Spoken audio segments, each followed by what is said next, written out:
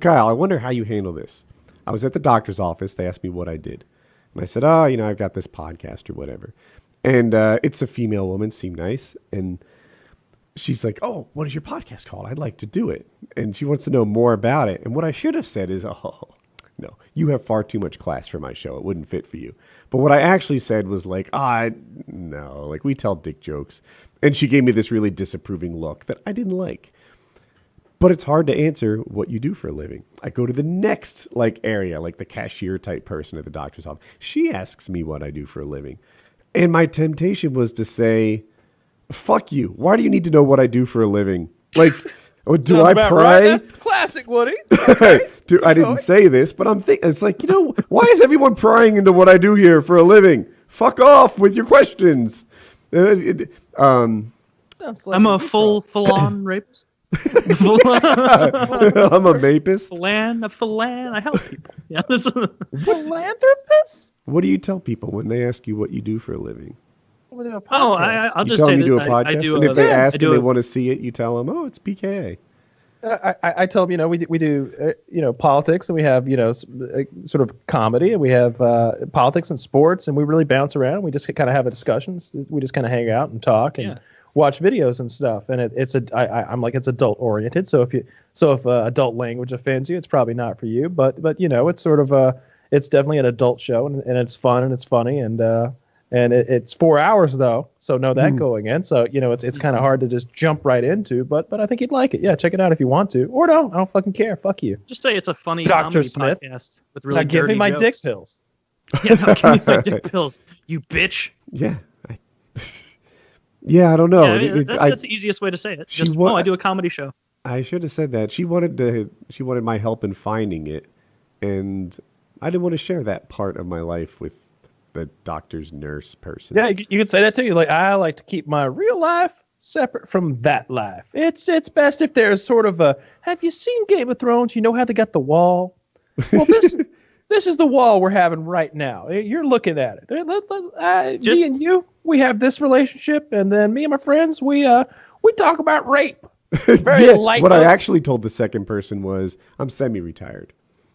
And often that leads to more questions because I'm a little young for that. Babies with my friends. Yeah. Just say that you're fully retired. That's easy. Or say something that it'll shut down the conversation. Like, what do you talk about? Well, me and my friends are all avowed white supremacists, and we talk about all the things we hate about. And she'll be like, "All right, well, okay, let me go get the doctor." And you're like, "All right, smoothed by that. Don't put that in my file." I'm glad. The doctor's gonna prescribe I'm glad cyanide. you asked. I am the Grand Cyclops of the southeastern chapter of the glorious Ku Klux Klan. Now, do you have half an hour to sit down and have a little conversation?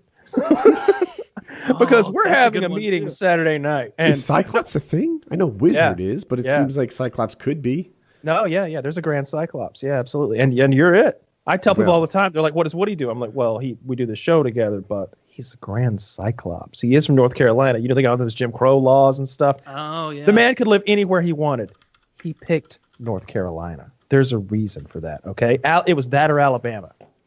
You know what's bullshit? There is a Grand the Cyclops. KKK got to take fun sounding names. You try to trick me. Sometimes I just make things up. Yeah. No, I always knew I knew the KKK had those silly names, but isn't that bullshit that they stole all those potentially fun and funny names like the Grand Wizard and the Grand Cyclops and the Grand Poobah or whatever, all the things they said, and now they've stolen that forever and no one else can have it. Wouldn't you love to be like the Grand Wizard of your Magic the Gathering team, right? And now that'll never be reality. You should be. Nah, you you should just can't go be. with it. They stole it. Just go with it. I am the White Grand Wizard. That makes it worse. I would hate you hear a little rustling. You're laying there in your little sleeping bag, and then you just hear somebody 10 feet behind you you breathe real loud when you sleep. Maybe you ought to have a sleep study, boy. Now my cousin uses what do they call it? CPAP. No, he actually got the Amazon Basics version. Yeah, it works exactly as good as the other. I want you to get a sleep study. Do you have anything that does a sleep study, like a Apple Watch or something? I don't know if Fitbits do it nowadays. I don't. No, nothing that I can just slap on my wrist. Oh, don't you have your like heart monitor from the fitness thing? I threw that away. That was trash. I threw mine away too. I got rid of mine, but not because it was trash, because I never want to use it again ever. That was it. That was it. I looked at it and I was like, scourge. I threw that $300. I've danced to my last. Never again. You fucking. I used some gamer words. I called it the F word. You know, you piece of shit. Just I threw that right in the trash. But yes, Kyle, we were talking about things you don't want to find in the woods. Yeah, really, we were talking about like how our brains work when we're sleeping, right? Like Woody was saying how he sleeps poorly when he's in his camper because there's not that sort of sense of security. And I was like, well, shit, I wouldn't sleep well if I left the front door of my home unlocked. You know, I don't live in a dangerous neighborhood, but my brain would just be like, oh, we're vulnerable. Sleep lightly. You know, it would be poor sleep. And Woody was like, yeah, I'll be out there and you'll just hear something in the woods, break a stick. What do you want that to be? You know, you want it to be a deer or a big rabbit. Big rabbit.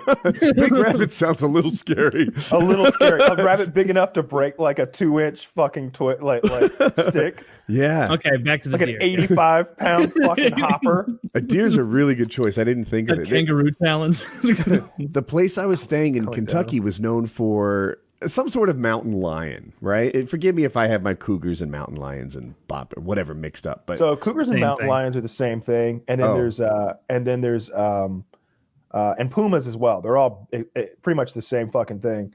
But and then there's bobcats, and bobcats are like the size of a small dog, but you wouldn't want to fuck with one. They're like the same size as a lynx.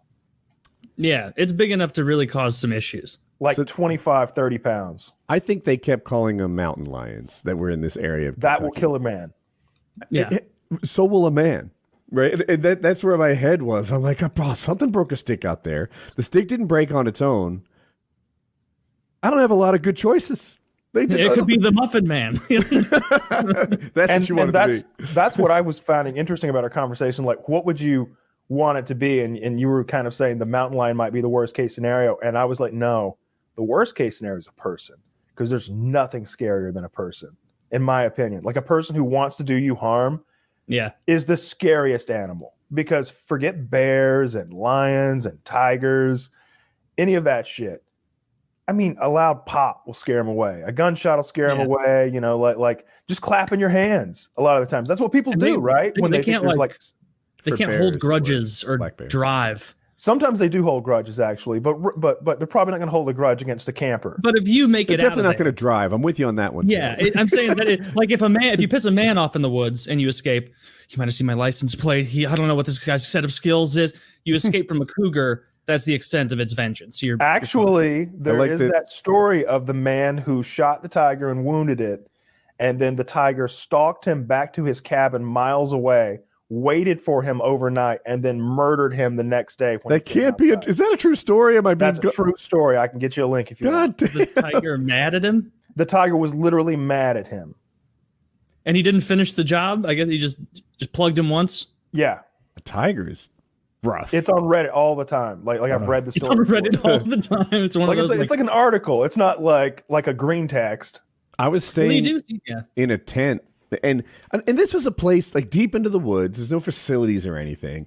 I should be the only one there. And I picked it deep in the woods because like for that reason, kind of like, oh, this is an untrafficked area. No one will be around. And I heard two men talking. And it's like, why are there two men here? You know, if there's one guy, you might convince yourself like, oh, you know, I'm a tough enough guy. Like I've got a chance. Two guys. You have to be something special to think that you can, handle two guys at once. Yeah, I hope they're like little twinks and like I think I could take two little dudes, like two micro men. Like, no, I'm not talking midgets. Like, I think I could take. I think I could take a micro man, like a little. A micro man is like literally 5'3", 5'4", and like a twink, like rail thin, no muscle on him. You could. I could take two of those. Mm-hmm. Yeah. You definitely. But two grown men, like two hillbillies, like two farmer strong hillbillies. Oh, they're going to be raping you before you can finish your sentence. Oh God. Do I have to squeal? Really? Oh, I'll squeal that's so a fucking dirty loud stereotype. as they're raping you. If they'll produce a little bit of homemade like lubricant, I will squeal so loud for them. The homemade lubricant comes at the end. That's the unfortunate part of all of it. Or in the middle. There are two of them. Yeah, touche. Yeah. So that was actually, I've told this before, but that's why I got my first gun. I would camp by myself, and just that feeling of, it's not insecurity. Is it being unsecure? I'm not sure. But in any case, yeah, that feeling of being alone at night in the woods, not sure what's breaking sticks, or the two men talking. It was like, I would really like to have a pistol here with me. Yeah, on our survival trip, I remember one night. So sound carries really far in the woods at night. And I remember one night we could hear some people like hanging out, and literally what you described one night. I remember like way off in the direction of like where the cars were, generally speaking, we could hear like voices like talking and stuff. And it was like, I'm glad we have like way too many guns here. Yeah. Way too many guns. All these guns are nothing to shoot. No, dude. Yeah, your hammock's not going to protect you from anything. No, like Woody's got an 870, and I had like an AR style 22 rifle with like 30 rounds in the magazine. I'm like, we'll be all right.